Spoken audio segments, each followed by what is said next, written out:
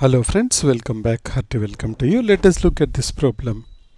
We have to find out the square root of 11 to the power of 4 plus 100 to the power of 4 plus 111 to the power of 4 divided by 2. And we have to do this.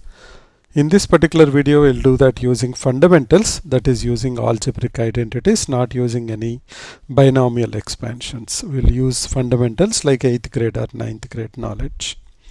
Now, at high level, we can see that what we have here is a square plus b square plus c square. Looks like we have three perfect squares there. And so, only identity we can immediately recollect is a plus b plus c whole square. We know that a plus b plus c whole square is a square plus b square plus c square plus 2ab plus 2bc plus 2ca. But we have to divide this by 2. Then we have to get it into a plus b plus c whole square. That means we should multiply numerator with 2. So that means whatever is given to us in the numerator, that should become 2 into a plus b plus c whole square.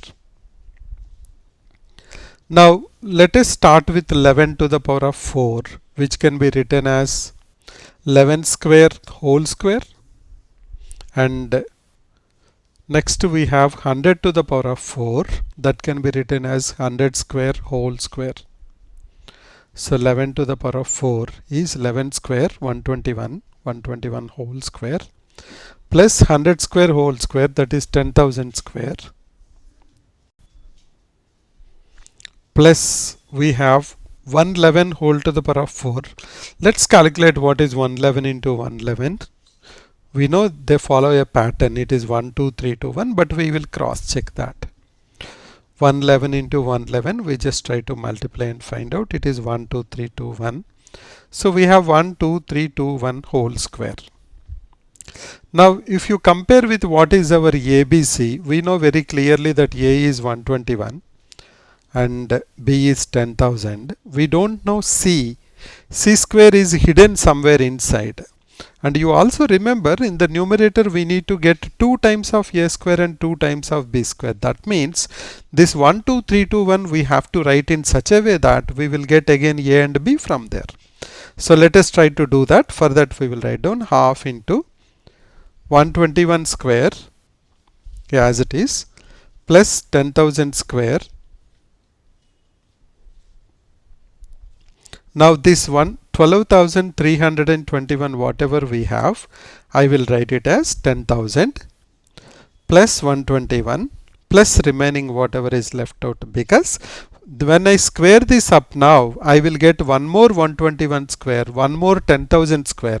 That means I will get 2 times of a square and 2 times of b square. That's the whole idea. Okay, now let's go ahead and expand the last term whatever we have and see what is going to happen.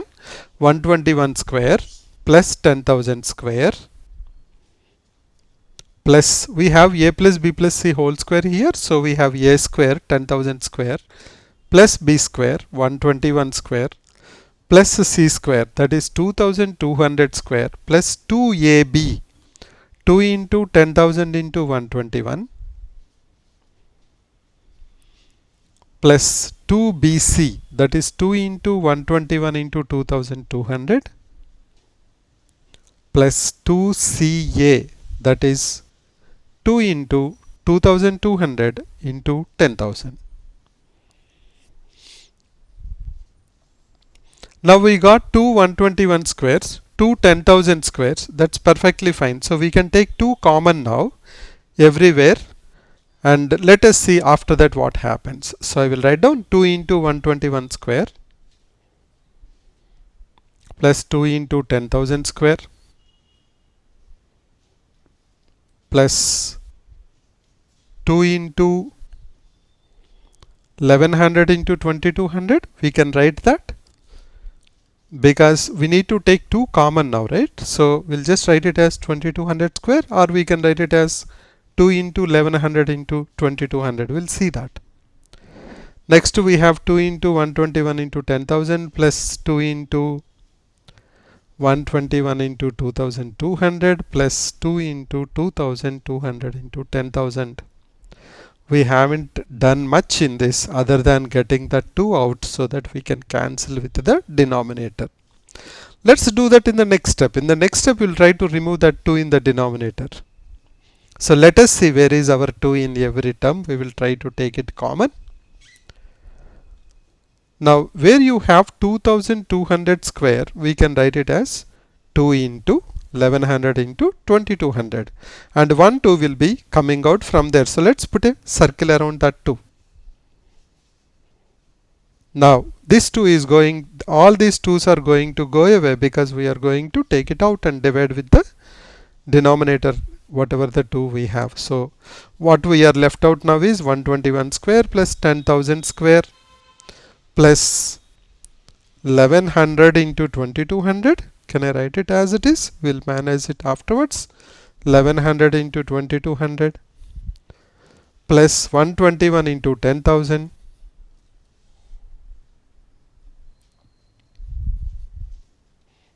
plus 121 into 2200 plus 2200 into 10,000. Now is the right time to understand what is our C, because you remember we have a square, b square, c square. That means now what is the term here which is a perfect square? That is going to give us t, c value now. Let's look at 1100 into 2200. It's not a perfect square. 121 into 10,000 is a perfect square. We can write it as 1100 whole square. That means our C is 1100. We are able to get our C. That means we are done with the problem. Remaining terms automatically will adjust. Let us check and see how they will adjust. So A is 121, B is 10,000, and C is nothing but 11 into 100, 1100, and that is coming from 121 into 10,000, which is C square. So let's go to the next step. Before that, we'll write down our C is 11 into 100, 1100. So what we have now left out is a square plus b square plus c square plus 2ab plus 2bc plus 2ca. We have to just manipulate this so that our answer will be a plus b plus c, that is 10,000 plus 1100 plus 121, that is 11,221. That's what we are going to get in couple of steps. So let's go ahead and write down this: a square plus b square plus c square, that is 1100 square, plus 2 into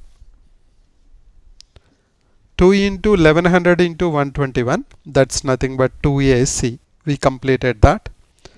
Then we have 2 into 1100 into 10,000, that will take care of 2bc. Next we have 2 into 121 into 10,000. So 100 into 100 will be 10,000 there. You take 1 2 out, 11 into 11 is 121. So you can write it as 2 into 10,000 into 121. Now this is perfect square because it can be written as 10,000 plus 1100 plus 121 whole square. Now the square root and the square will cancel out. What you are going to get is 11,221. So the final answer is, what we have is 11,221.